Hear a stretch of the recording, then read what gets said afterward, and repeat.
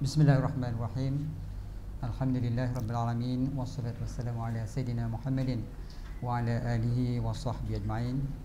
Assalamualaikum warahmatullahi wabarakatuh dan salam dari Samadani. Jadi alhamdulillah, syukur kita ke hadrat Allah Subhanahu taala kerana dengan limpah dan izinnya dapat sama-sama kita berada pada hari ini dalam satu program, iaitu program Infuser at Japan, bincang-bincang set kita, yang mana merupakan salah satu program perkongsian maklumat pada hari ini. Jadi pada hari ini kita akan fokuskan kepada satu topik yang penting dan saya rasa perlu diambil perhatian oleh kita semua, iaitu berkaitan dengan kesiapsiagaan dalam menghadapi monsun timur laut ataupun MTL yang secara langsung akan kita kaitkan dengan bencana banjir. Jadi sebagaimana yang kita sedia maklum bahawa MTL tahun 2025-2026 dijangka akan bermula awal November 2025 hingga penghujung 2 Mac 2026 tuan. Okay. Jadi dijangkakan sebanyak 5 hingga 7 episod hujan lebat yang berterusan dijangkakan berlaku sepanjang MTL ini. Jadi pada hari ini kita telah mengundang dua panel yang merupakan di antara agensi yang penting dan dipertanggungjawabkan untuk menjalankan aktiviti menyelamat semasa bencana banjir nanti. Jadi saya mengambil kesempatan untuk mengucapkan terima kasih kepada kedua-dua panel kita daripada Bomba dan juga daripada APM yang sudi bersama-sama kita untuk berkongsi pada petang ini. Jadi baiklah, saya tidak ingin bercakap panjang pada hari ini sebab kita bagi ruang kepada kedua panel kita yang hadir, yang diundang khas pada hari ini. Walaupun begitu, suka saya ingin kongsikan dengan mungkin para pendengar kita, penonton kita, dengan dua panel yang kita undang pada hari ini, di mana di sebelah kiri saya ini ialah penolong Pusuhjaya Bomba Technologies yang setia, Tuan Farhan Sufian bin Burhan, yang juga merupakan pengarah Jabatan Bomba dan Penyelamat Negeri Kelantan. Dan di sebelah beliau pula yang juga memakai baju uniform yang cantik dan indah juga pagi ini ialah Yang Musa Kapten Pertahanan Awam Mat Fadir bin Mat Noor, yang merupakan Ketua Cawangan Bencana dan Operasi APM Kelantan. Terima kasih kepada kedua-dua panel kita tuan kerana hadir ini untuk perkongsian ilmu. Saya nak ajukan soalan kepada panel yang pertama di sebelah kiri saya, kepada pengarah kita daripada Bomba. Tuan, berkaitan dengan kesiapsiagaan dan juga tindakan awal ya. Jadi persediaan awal dalam menghadapi monsun timur laut adalah salah satu elemen yang penting bagi memastikan bantuan menyelamat dapat dilaksanakan dengan lebih berkesan dan juga untuk mengelakkan berlakunya tragedi-tragedi yang mungkin mengorbankan nyawa. Jadi apakah bentuk persiapan, persediaan, kesiapsiagaan yang telah dilakukan oleh pihak Bomba menjelang monsun timur laut, termasuk dalam konteks peralatan, logistik, latihan keanggotaan dan sebagainya, khususnya yang mungkin difokuskan kepada kawasan-kawasan hotspot. Boleh tuan jelaskan? Okey, terima kasih Cik Zamri. Bismillahirrahmanirrahim. Assalamualaikum warahmatullahi wabarakatuh. Terlebih dahulu saya ingin mengucapkan terima kasih kepada Jabatan Penerangan kerana menjemput Jabatan Bomba sendiri untuk berkongsi berkenaan dengan persiapan monsun timur laut. Seperti Cik Zamri maklumkan tadi, Kelantan dan juga Terengganu merupakan negeri yang pertama akan mengalami monsun timur laut yang secara langsungnya akan berlakunya banjir bermula pada November hingga Mac, dan kita yakin dan percaya di Kelantan memang akan berlakunya banjir bermula awal November dan kemuncaknya macam tahun-tahun lepas akhir November. Di peringkat Jabatan Bomba dan Penyelamat Malaysia, kita telah membuat persiapan rapi dari segi persiapan aset. Untuk makluman, di dalam jabatan ni kita mempunyai sebanyak 64 buah bot yang kita akan gerakkan sekiranya berlaku banjir di negeri Kelantan ni. Kita juga menempatkan 12 unit lori untuk tujuan pengangkutan dan juga kenderaan pacuan 4 roda Selain daripada Jabatan Bomba dan Penyelamat Malaysia di Kelantan, untuk Jabatan Bomba dan Penyelamat Malaysia, Jabatan telah menubuhkan satu unit yang kita namakan Forward Command Base, yang mana untuk Kelantan ni merangkumi di Forward Command Base kita tempatkan di negeri Terengganu, iaitu sekiranya berlaku banjir bukan saja Kelantan, Terengganu, malah juga Pahang, yang mana bantuan-bantuan daripada negeri lain, aset-aset Jabatan Bomba dan Penyelamat Malaysia daripada negeri lain akan turut membantu. Dan di Forward Command Base ni kita tempatkan di negeri Terengganu, bukan saja peralatan marine ataupun pengangkutan seperti lori ataupun bas, tapi kita juga akan menempatkan helikopter di Terengganu. Sekiranya berlaku apa-apa kecemasan yang melibatkan Pantai Timur ni, bantuan inilah akan membantu Jabatan Bomba Malaysia di Kelantan. Selain daripada kekuatan aset tadi tu, daripada segi persiapan latihan kalau bomba ni, kalau menyelamat ni memanglah kerja rutin. Tetapi kita pada tahun ni kita juga melibatkan pasukan bomba sukarela dan juga bomba komuniti, yang mana bomba sukarela telah kita adakan latihan untuk kesiapsiagaan banjir, dan kita juga menempatkan beberapa buah bot aset-aset di pasukan bomba sukarela dan juga bomba komuniti yang kita akan jalankan pada hujung minggu ni untuk 8 buah pasukan bomba komuniti yang akan memberi bantuan kepada bomba dan juga agensi-agensi lain sekiranya berlaku bencana untuk negeri Kelantan inilah. Okey, maknanya dalam konteks persediaan ni, kesiapsiagaan pasukan bomba ni memang dah komplit. Tunggu berlaku je boleh on. Macam ego jugalah kalau berlaku terus kita respon. Tapi kalau persiapan boleh saya katakan di sini dah 90%. Ada lagi perkara-perkara yang kita kena pertingkat lagi atau perbaiki lagi dari segi penyediaan bilik gerakan, yang mana sekiranya berlakunya banjir, macam mana kita nak menggerakkan. Sebab kalau banjir di Kelantan ni ada 618 hotspot. 618 hotspot, dan daerah yang paling terkesan adalah Pasir Mas dan juga Rantau Panjang. Jadi keutamaan kepada situ, kita tidak boleh bergantung harap juga, kami dalam Jabatan Bomba tidak boleh bergantung harap untuk balai bomba Pasir Mas, Rantau Panjang, tetapi juga macam mana kami nak menggerakkan aset-aset daripada balai-balai lain sekiranya berlaku sesuatu kejadian bencana ataupun kejadian banjir di satu tempat. Okey, terima kasih. Nampaknya jelaslah, maknanya kesiapsiagaan daripada pihak bomba itu dah dilakukan. Tunggu bila berlaku saja boleh membantu. InsyaAllah kita akan membantu bersama-sama. Dalam konteks ni tuan, dalam konteks peranan dan juga koordinasi. Jadi berkaitan dengan APM ini, mungkin ada dalam kalangan masyarakat yang masih lagi belum tahu peranan dan tanggungjawab APM dalam mengurus bencana di negeri ataupun daerah. Jadi boleh tuan jelaskan peranan utama APM ini sebagai sekretariat bagi NADMA dalam menghadapi monsun Timur Laut dan bentuk kerjasama APM dengan kerajaan negeri serta pihak berkuasa tempatan dalam memastikan pengurusan bencana dapat berjalan dengan lancar. Silakan tuan. Bismillahirrahmanirrahim. Assalamualaikum warahmatullahi taala wabarakatuh. Terima kasih Encik Zamri.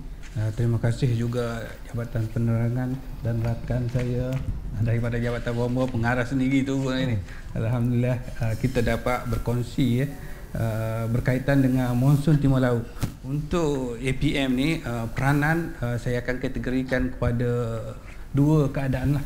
Yang pertama sebagai sekretariat pengurusan bencana dan yang kedua lebih kepada pengoperasian APM. Untuk sekretariat pengurusan bencana ni, APM ni selepas berlaku banjir 2014 yang lepas, iaitu pada 2015 APM ni dilantik sebagai sekretariat pengurusan bencana lah sehinggalah kini.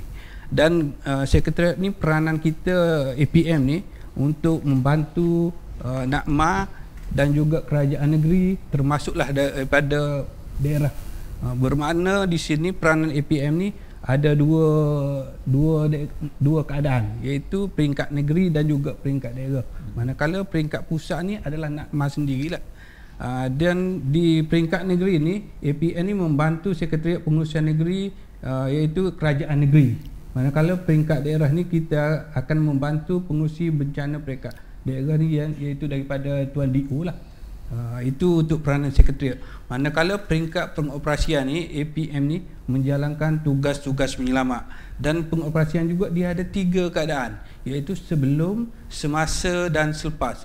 Kalau sebelum ni kita menjalankan latihan kepada komuniti itu sendiri kita dah buat. Ini untuk apa, kita merapatkan hubungan kita dengan komuniti itu sendiri, iaitu sebelum menjalankan latihan kepada komuniti, termasuklah juga pihak APM ni menubuhkan juga CDET, iaitu Civil Defence Emergency Response Team, ataupun juga CDA. Dia ada dua lah, CDET dengan juga CDA. Dan satu lagi itu berkaitan dengan peranan APM juga, yang tadi lebih kepada komuniti. Yang kedua sebagai tugas penyelamat, pengoperasian. Menyelamat ni kita menjalankan tugas-tugas penyelamat semasa berlakunya banjir atau bencana. Dalam masa yang sama, tugas-tugas APM ni adalah di bawah talian 999 lah, iaitu yang lebih kepada kes-kes yang kita terima, sama ada semasa MTL ni pokok tumbang atau kes memusnahkan sarang serangga, kes kemalangan dan lain-lain. Itu antara tugas. Selain daripada itu, lebih kepada komuniti ni untuk mengeratkan hubungan dengan komuniti ni sebelum berlakunya bencana ataupun MTL ni. Kita dah ada beberapa siri latihan yang melibatkan komuniti setempat lah. Contohnya di Kelantan ni, yang sebelum ni kita dah buat di Teluk Renjuna, Kepulauan Teluk Renjuna, di Gua Musan pun ada kita buat, dan juga di Bacok. Pernah juga kita buat program CBDRM yang melibatkan komuniti, iaitu lebih pada pengurusan risiko bencana peringkat komuniti, iaitu kita buat di Kampung Budi. Sebelum ni kita tahu di Kampung Budi tahun lepas awal lagi berlakunya banjir. Yang tahun ni kita dah buat di Kampung Budi tu untuk kepengurusan kepada komuniti. Itulah peranan-peranan yang dimainkan oleh EPM selaku sekretariat dan juga sebagai pengoperasian semasa bencana. Maknanya peranan APM ni besar jugalah. Dua elemen yang ditanggungjawabkan. Satu berkaitan dengan pengurusan dan juga operasi, menyelamat dan sebagainya. Okey, baiklah, saya nak alih pula pada panel kita ya, daripada Jabatan Bomba, Ketua Pengarah ya. Dalam konteks operasi menyelamat dan juga pengurusan bencana ini, untuk memastikan tugas-tugas menyelamat dapat dilaksanakan dengan baik, sudah tentu memerlukan kerjasama dengan agensi-agensi keselamatan yang lain, khususnya agensi yang berada di bawah Jawatankuasa Keselamatan Bencana. Jadi bagaimana tuan koordinasi antara Jabatan Bomba dan juga agensi lain seperti APM, NADMA, PDRM dalam operasi menyelamat, dan ada tak penambahbaikan dalam sistem amaran awal ataupun teknik menyelamat berbanding tahun-tahun sebelumnya? Okey, terima kasih Encik Zamri. Yang pertama sekali berkenaan dengan kerjasama. Di dalam arahan NADMA 01 pun telah dijelaskan bahawa Jabatan Bomba ni di dalam jawatankuasa mengetuai di dalam jawatankuasa mencari dan menyelamat, dan menjadi tanggungjawablah sebagai ketua atau ketua jawatankuasa di dalam mencari menyelamat ni. Di peringkat daerah ni kita telah membagikan beberapa kawasan lah. Untuk menyelamat ni bukan melibatkan bomba saja, tapi kita melibatkan agensi-agensi lain seperti APM, Angkatan Pertahanan Awam, kita melibatkan pasukan polis diraja Malaysia. Selepas itu kita dah juga mungkin ada bantuan daripada pasukan SMART, dan juga kita ada bantuan daripada ATM. Untuk di peringkat daerah ni telah dibahagikan beberapa kawasan supaya lebih memudahkan kerja-kerja menyelamatlah. Kita ambil contoh satu daerah ni, kita ambil contoh Pasir Mas untuk Jabatan Bomba. Kawasan Merati adalah kawasan Jabatan Bomba. Untuk kawasan kampung ni, kawasan-kawasan kampung ni kita telah serahkan kepada PDRM. Kawasan kampung ni kita serahkan kepada APM. Sebab begini, kebanyakan panggilan kecemasan ni melalui 999 yang seperti dimaklumkan oleh sahabat saya daripada APM tadi tu. Jadi di situ kita kena selaraskan. Panggilan akan masuk kepada 999 dan akan disalurkan kepada PDRM. Maklumat yang sama disalurkan kepada bomba, maklumat sama juga dimaklumkan kepada APM. Sekiranya 3 pasukan ni pergi ke tempat sama, bagaimana dengan kawasan yang lain? Disebabkan pembahagian kawasan telah ditetapkan. Sekiranya pihak bomba menerima kawasan ni, kita telah kenal pasti bahawa APM akan bertindak balas, so bomba akan menghubungi pasukan APM untuk bertindak balas di kawasan tersebut. Itu adalah segi dari sebuah kerjasama antara agensi lah. Okey, yang kedua berkenaan dengan tadi sistem amaran awal ni di bawah Jabatan Pengairan dan Saliran, dan untuk makluman di negeri Kelantan ni kita ada 55 stesen siren Sekiranya berlakunya kenaikan air, siren yang akan berbunyi dan akan memberi peringatan kepada penduduk-penduduk sekitar untuk berpindah ke tempat yang tinggi lah.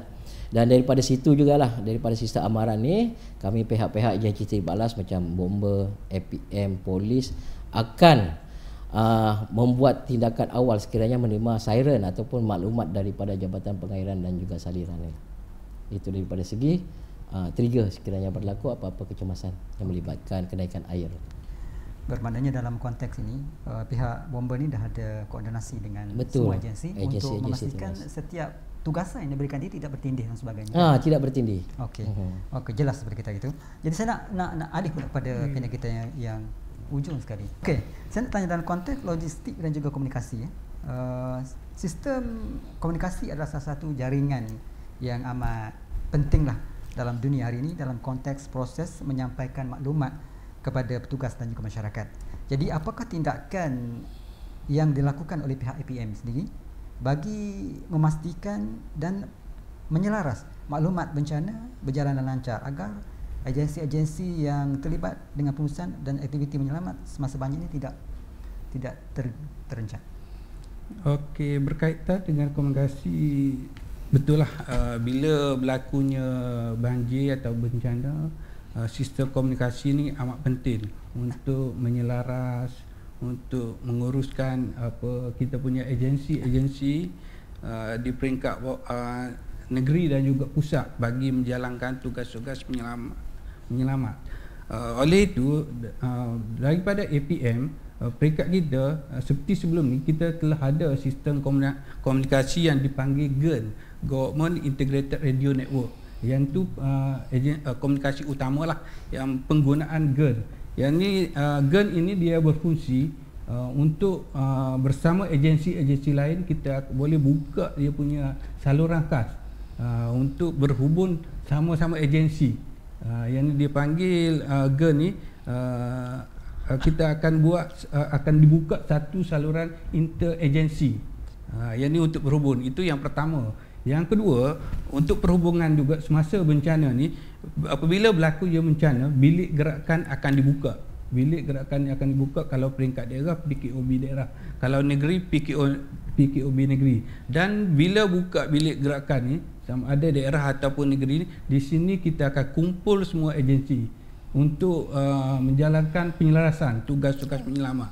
Dan di sinilah kita akan berhubung sama agensi ni untuk mendapatkan maklumat sekiranya ada berlaku apa-apa yang tidak terurus di lapangan. Di sini kita akan berbincang dan sistem komunikasi yang lain akan juga digunakan, termasuklah VHF, HF, high frekuensi, termasuk juga grup-grup WhatsApp lah, grup WhatsApp dan juga radio. Kerana bila PKOB buka, ada juga agensi seperti penerangan, RTM akan berada bersama. Di sini kita akan selaras apa yang boleh kita hebahkan, buat hebahan kepada masyarakat tentang berkaitan dengan bencana ni. Itu dia punya lah sistem komunikasi. Sistem boleh saya tambah berkenaan dengan komunikasi ni. Komunikasi biasanya dalam keadaan bencana ataupun banjir ni lah kadang-kadang menjadi masalah. Hari pertama okey, hari kedua okey, hari ketiga dah menghadapi masalah. Sebab kita bergantung harap dengan menara kawalan. Komunikasi pun ada dua tadi lah. Satu antara agensi tadi untuk bertindak balas, satu lagi untuk orang awam. Yang ini kadang-kadang bermasalah. Agensi pun kadang-kadang bermasalah juga. Kita bergantung harap berkenaan dengan GEN tadi, dimaklumkan GEN, Government Integrated Radio Network. Sekiranya menara kawalan ataupun menara komunikasi telah orang cakap mengalami banjir, rosak, tidak boleh dapat digunakan. Ini di peringkat pusat pun telah diperbincangkan macam mana untuk kerajaan mengambil langkah-langkah terbaik untuk mengatasi masalah GEN ni. Jadi yang GEN, kita ambil pertamanya tadi GEN tadi kan, antara agensi. Sekiranya berlaku masalah komunikasi antara agensi, masuk hari ketiga, hari keempat ada masalah, so pihak kerajaan pusat ataupun melalui NADMA akan menghubungi Sapura, iaitu pembekal GEN itu sendiri, akan datang ke lokasi berhampiran untuk membantu kita dengan menghantar mobile network lah sebagai bantuan. Itu untuk kepada agensi-agensi. Untuk yang komunikasi untuk awam macam Maxis, Celcom, Digi apa semua, itu pun kerjasama pun telah dilaksanakan. Kita ambil contohlah pada tahun 2014. 2014 apa yang berlaku bukan saja di Kelantan tetapi juga di negeri-negeri lain, Pahang, Terengganu dan negeri lain, masalah komunikasi. Ini pun telah dibincangkan di peringkat pusat bagaimana pihak komunikasi bekerjasama dalam memastikan sistem komunikasi untuk semua, bukan saja agensi tetapi orang awam dapat berfungsi pada berlakunya bencana. Dan ini telah diperbincangkan yang mana pihak pembekal komunikasi bersetuju untuk memberi sistem komunikasi bantuan tambahan sekiranya berlaku banjir ataupun sesuatu bencana di kawasan tersebut sebagai backup sekiranya berlaku apa-apa hal yang menjejaskan komunikasi. Itu yang kita ambil pengajaran lah.